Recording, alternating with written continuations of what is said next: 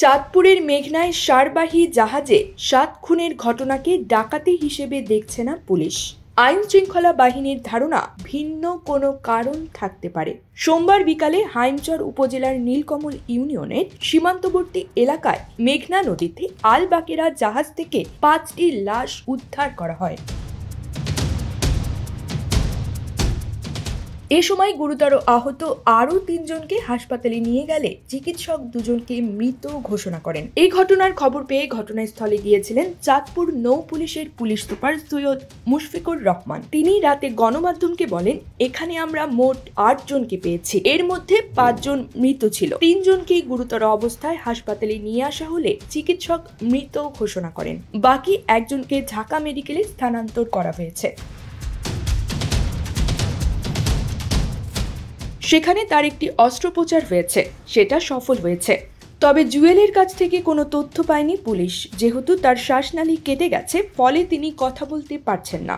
তবে তিনি কাগজে নিজের নাম এবং জাহাজে তারা ৮ জন ছিলেন সেটা লিখে পুলিশকে জানিয়েছেন। এই সময় এক প্রশ্নের জবাবে মুশফিকুর রহমান বলেন, এটি প্রাথমিকভাবে ডাকাতি বলে মনে হচ্ছে না, কারণ ডাকাতি হলে তো মালামাল নিয়ে যেত, কিন্তু কোনো কিছু খোয়া যায়নি।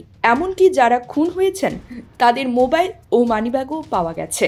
যারা কর্মচারী তারা দরিদ্র মানুষ, তাদের কাছে খুব বেশি টাকা পয়সা থাকার কথা না। জাহাজের সবচেয়ে মূল্যবান জিনিস হচ্ছে সার, সেই সার যেভাবে ছিল সেভাবেই আছে। অনেক সময় জাহাজ ছিনতাইয়ের ঘটনা ঘটে, সেটিও ঘটেনি। জাহাজের তো অনেক দাম, তাহলে কি কারণে খুনিরা জাহাজে এসেছিল জানতে চাইলে পুলিশ সুপার বলেন, দেখুন, এটা একটা নৃশংসতম হত্যাকাণ্ড।